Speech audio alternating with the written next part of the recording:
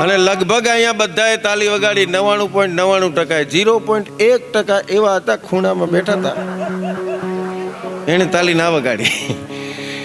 એમાં કેવું છે ભાઈ, આ તો સારું છે, આપણું આણંદ ને આણંદ છે ને આપણો ડાયરો છે એટલે કાંઈ વાંધો નહીં. બાકી એક ગામમાં હું ગયો ને મેં ખાલી 2-3 વખત કીધું, મેં કીધું તાલી વગાડજો તાલી વગાડજો. વચ્ચેથી કાકો ઊભો છે, મને હાવ ધોકા જેવો જવાબ દીધો.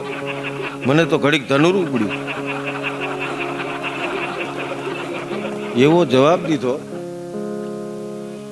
અત્યારે પરસેવો વળ્યો ને એના કરતા હાથ ઘણો વળ્યો. અને ઉપાડજો તે ટ્યુબલાઇટ વાળાને તાત્કાલિક ઉપડશે. જોકે અહીં બધા હેલોજન ભેગા થયા. બાકી અમારા પ્રોગ્રામમાં બધા બેહે ને કઈ બધાને તે જ ટ્યુબલાઇટ હોય નહીં હો. ઘણા આખી રાત બેઠા પછી ઘરે જાય, ઘરે ક્યાં પછી ઉઠીને જઈને બાથરૂમમાં જઈને પાણીનું ડબલું રેડતા કે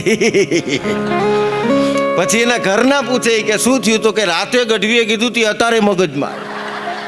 આટલી મોડી ટ્યુબલાઇટ. અને અમુક હોય એવી અમારી વાતો ઉપડે થોડી વાર પછી. એવી એકાદી કહું, એક જગ્યાએ 4-5 છોકરા રમતા હતા. મેં ખાલી એટલું પૂછ્યું, મેં કીધું કોના છોકરા છે, તો મને કે બ્રહ્મચારી બાપુના. કપડા હુકાતા હતા. મેં પૂછ્યું, મેં કીધું કોના કપડા છે, તો મને કે નાગા બાવાના.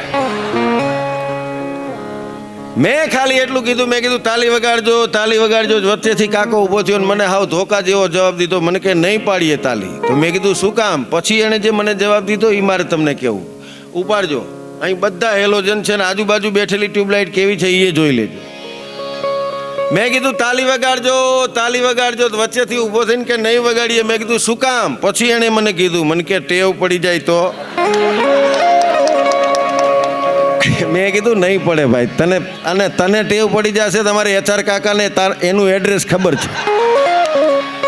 લાયન્સ તરફથી ગાડી ભાડે કરીને તને મૂકી આવતું.